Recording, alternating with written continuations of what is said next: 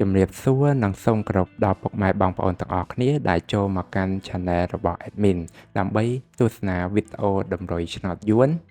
សម្រាប់ថ្ងៃទី11ខែ4ឆ្នាំ2025សម្រាប់វេលាម៉ោង4កន្លះនិងម៉ោង6កន្លះដូច្នេះកុំបង្អង់យូរសូមពុកម៉ែបងប្អូនកលេចមកមើលតម្រុយ2លេខតម្រុយ2លេខ Admin គឺមានលេខ40 44 84 86សម្រាប់ប៉ោះ ABCD បន្ទាប់មកគឺខ្ទង់អុសខ្ទង់អុសឯមានគឺអុសនៅខ្ទង់40និងខ្ទង់8សម្រាប់ប៉ោះ ABCD ដូចគ្នាបន្ទាប់មកគឺលេខពិសេសឯមានគឺមានលេខ706គុណ937គុណនិង053គុណដែលលេខទាំងអស់នេះសុទ្ធសឹងតែជាលេខដែលមានសង្ឃឹមថានឹងចេញខ្ពស់សម្រាប់ថ្ងៃនេះអរគុណពុកម៉ែបងប្អូនទាំងអស់គ្នាដែលបានទស្សនាវីដេអូនេះពីដើមរហូតដល់ចប់ក៏ជូនពរពុកម៉ែបងប្អូនទាំងអស់គ្នាធ្វើការសងសំណាននៅថ្ងៃថ្មី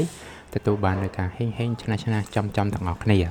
ជាចុងក្រោយ Admin សូមពុកម៉ែបងប្អូនជួយ Like Subscribe និង Share ដើម្បីជាកម្លាំងចិត្តដល់ Admin ផងនិងដើម្បីពុកម៉ែបងប្អូនទាំងអស់គ្នា